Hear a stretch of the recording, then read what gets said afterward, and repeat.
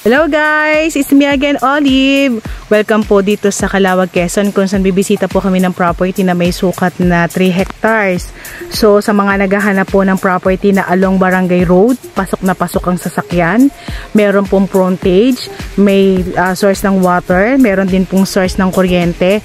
So watch niyo po itong video na to. Baka ito na po yung mag-fix sa mga properties po na gusto niyo pong bilhin po.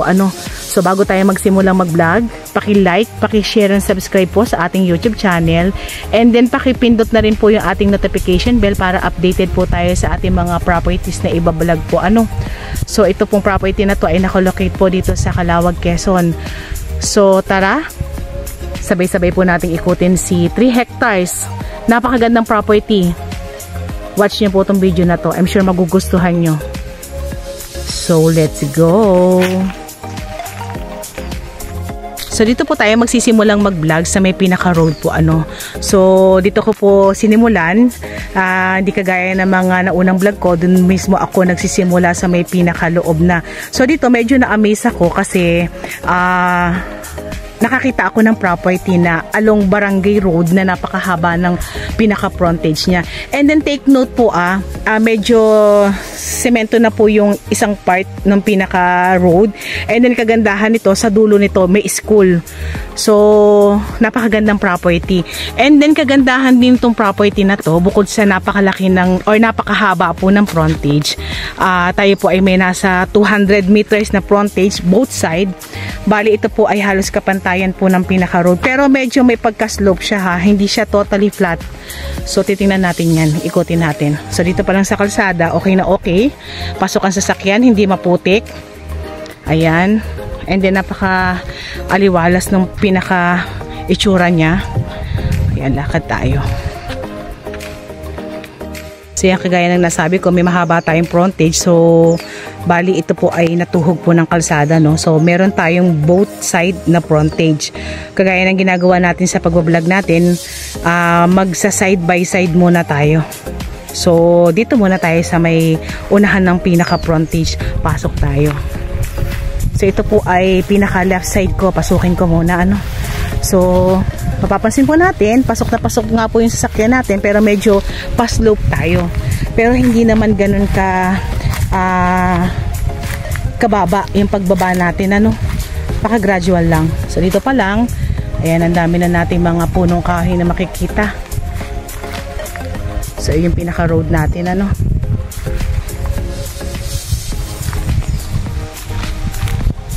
Pasok tayo para makita natin. Ito po ay meron pang natitirang nasa 500 kapuno ng niyog.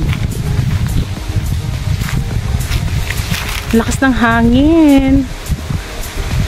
Ang dami niya mga hardwood. Ayan, nagpila po siya,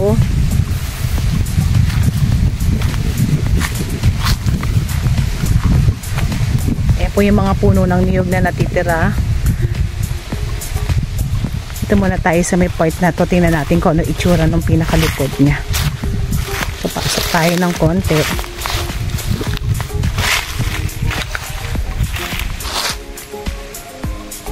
So yan, sako pa yan. Bali dito sa part na to, marami tayong makikitang mga puno ng langka. And then doon may karamihan ng mga niyog. Nandun po So may mga puno din tayo ng santol. Ayan. Medyo, itong part na to, medyo pababa na po siya. And then mapapansin po natin doon, medyo malinis na siya. So sa palagay ko, kaya po ganitong kakonti na lang po yung pinakapuno ng niyog niya dahil 3 hectares siya. So may part na na-clearing. So ayan po siguro yung part na yun, Pero maganda yung property po, Ako bet ko tong mga medyo pa-slope ng konti, pero napaka-gradual. Okay na okay sa akin to. Maganda po dito pag taniman po natin, pwedeng mga mais, talong, ayan. Pwedeng dito sa property na to. And kagandahan nga po nito, ang bentahe po nito is nasa tabi siya ng road. So akyat ulit tayo. Punta tayo dun sa kabilang side naman. Tingnan natin kung slope din yung right side.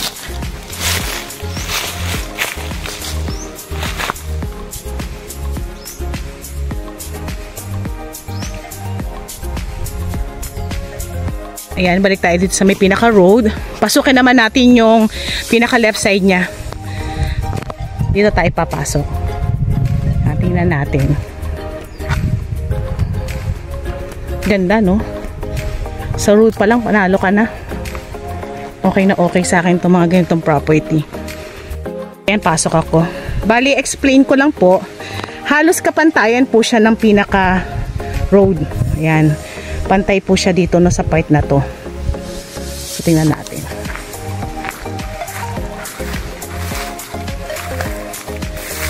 So, yung property po is more on wala siyang tanim. Nakita naman natin, ano, sa mga hardwood na lang siya sagana.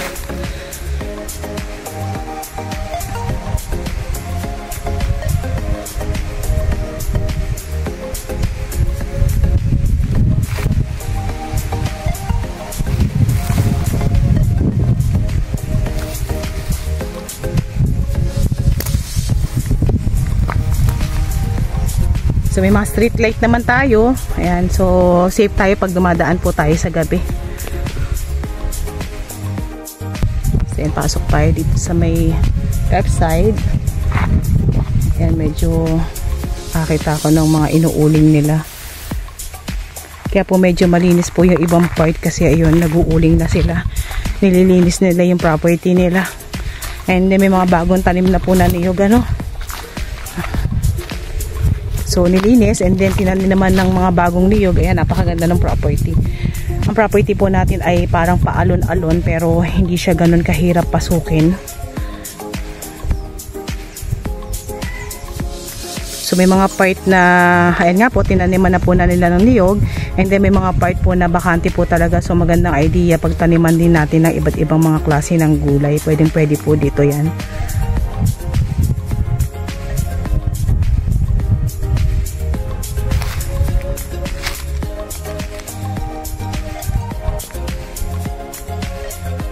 So yan, papasok tayo sa may pinaka left side para makita natin yung platted area po, ano. Ayan, yung flat na yan na pwedeng pagtaniman yan, mga maisan, talungan, yan pwede po dyan. So sila owner po, napapansin ko, madalas po yung pag-uuling nila dito. Last time na nagdaan kami, nag-uuling sila, and then ngayon nag-uuling pa rin sila. So sabi niya, sa dami daw po kasi talaga ng ulingin, mga kahoy na matitigas. So para mahawan, ayun, inuuling na rin daw po nila yung ibang part para makita po yung mga bagong sibol ng niyog na yan, ano. So tayo po ay nasa 6 kilometers para makarating po tayo ng pinaka national road po, ano. So yung ating daan naman is not fully cemented po, to be honest. Pero siya naman po ay hindi po maputik, pero medyo may mga konting bato. So medyo maaldag po yung pagtungo natin kung tayo po ay naka 4 wheels. Pero kayang-kaya naman po ng 4 wheels, dahan-dahan lang tayo. So dinidetalye ko na rin po yung pinaka susuungin nating daan patungo dito sa may pinaka property. Yan, lakad tayo. So yun po yung mga street light na sinasabi ko po, ano. Ayan. So pinapaganda talaga ni owner yung kanyang property. Tanim siya ng tanim ng mga niyog,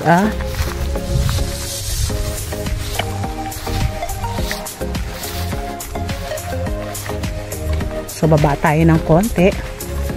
Ayun na sila sa baba. So sako pa rin po yan, yung mga kakahuyan na yan, kasama po sa property. Bali yan po yung sinasabi ko po sa inyo na inumpisahan po nilang ulingin. So medyo nahahawan na siya.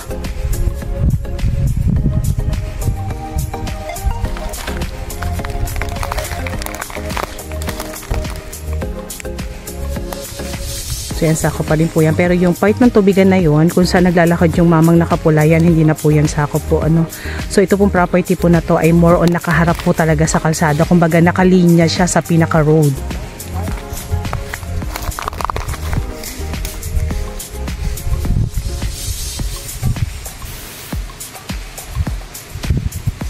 So yung pinaka bentahin nitong property na to.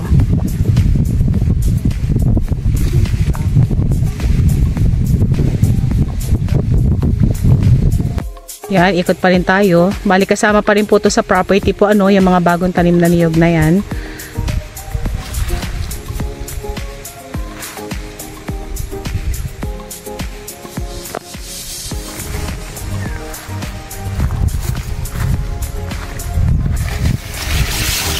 Tayo. Wow, ganda. Medyo may mataas na part dito. Yan.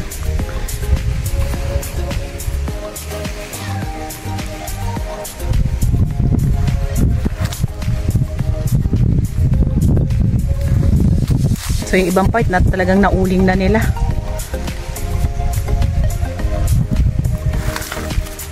Tingnan tayo, kasakot pa rin daw po itong medyo pababa na ito. Tingnan natin.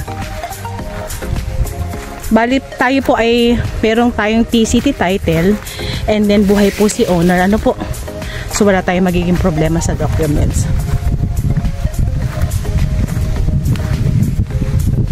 Okay.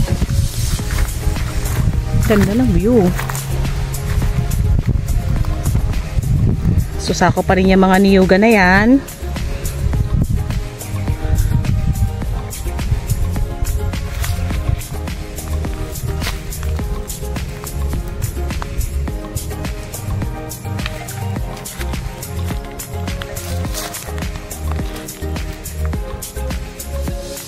Ganda. So yan, sako pa rin po tong part na to na flat area. And then wala pong tanim po, ano. So dito dati daw po itong palayan. So pwede po itong magtanim kasi medyo mababaw po ang balong ng pinakatubig po dito, ano. So yan, mapapansin natin, ayan, oh. Konting hukay lang pa pwede tayong magkaroon dito ng balong ng tubig. Ito tayo. So ito po ay flat area. So ganun pa rin po, masukal pa rin. Pero yan po, once na nauling po yung mga part na yan, yung mga matitigas na kahoy na yan, ay napakaganda nitong property na to. And then kagandahan din po kasi ng medyo slope tayo, hindi tayo naiistakan ng tubig. So once na umulan, so yung tubig nadaloy po, ano. So maganda rin po dun sa isang property na halo, yung medyo may pagka-slope and then medyo flat. So dito naman sa part na to, wala akong nakitang upland. So okay na okay to. And then kagandahan din nito, gradual lang yung pagka-slope niya. So kayang-kayang akyatin, babain. So hindi naman tayo masyadong hihingalin po, ano.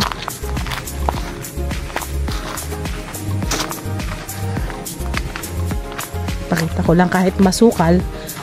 Pakita natin yung pinaka-area.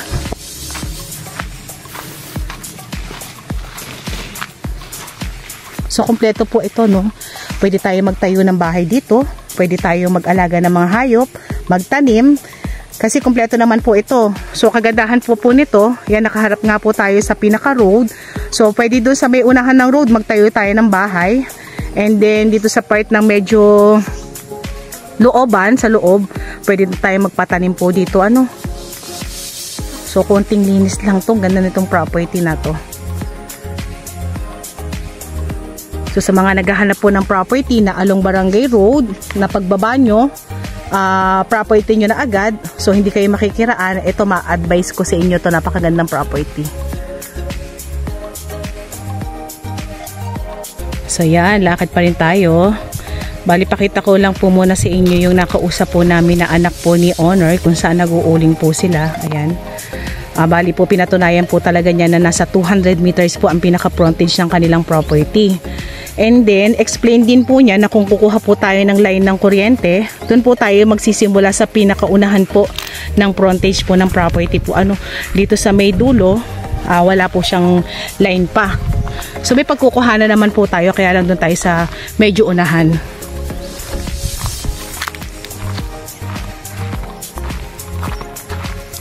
So tingin tayo dito. Yan, may mga puno tayo ng mangga, mahogany. Yan, kasako po yan ng property. So sa haba po ng frontage, pwedeng ipasok po yung sasakyan po natin, ha. Yan, pasok tayo dito sa may gawi dito para makita natin. So slope pa rin siya, napaka-gradual. Ayan, hindi tayo hinihingal. May mga puno ng mangga.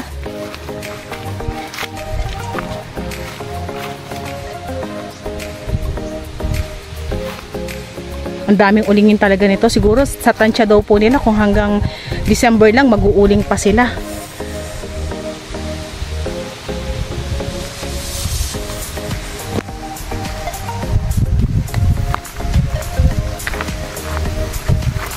Lakad tayo. Pasukin natin yung mga bawat sulok. Medyo malinis naman po yung property. So, yung ibang part po yung iba masukal. So, kaya naman nating ikot-ikutin. Hanap na lang tayo ng ibang part na medyo malinis. Ayan, may mga mangga tayong nakikita. May mga langka pa rin. Guyabano. Saging. Yan, marami din po ano. Pero mas marami yung bagong tanim na niyog.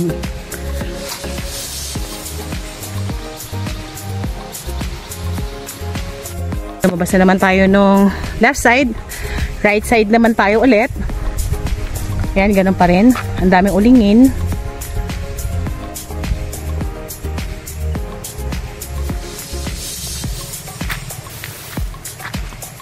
Pakita pa rin natin yung ibang part.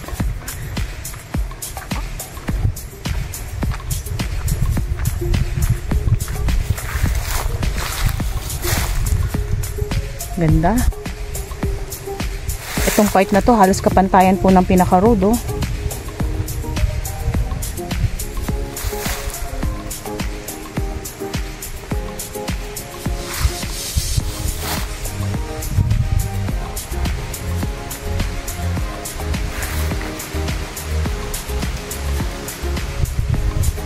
So kagandahan nitong property na to, dadaanan po talaga to ng mga sasakyan kasi nga po ay once na nasemento to, ayan, pwede nang makadaan kahit maulan yung mga tricycle papasok dun sa may pinaka school, kasi po ang school po niya is nasa dulo po ng pinaka property po ano.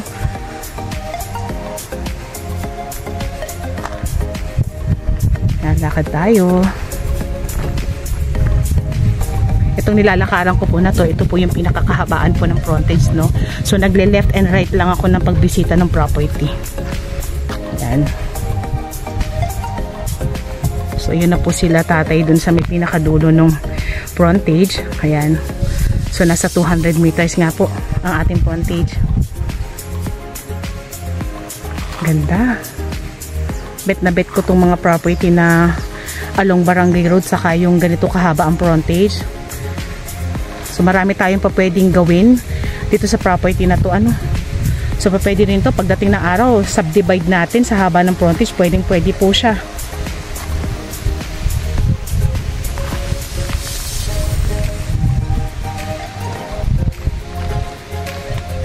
So yan po sa mga naghahanap po ng mga properties na along Barangay Road na mahaba ang frontage, yung pagbaba nyo at Timano property nyo na po.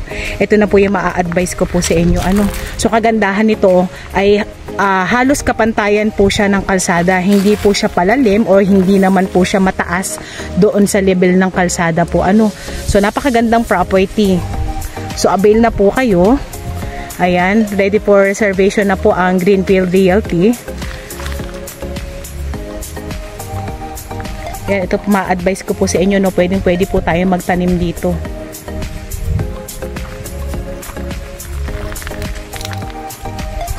So yan po, pabalabas na kami ng pinaka-property.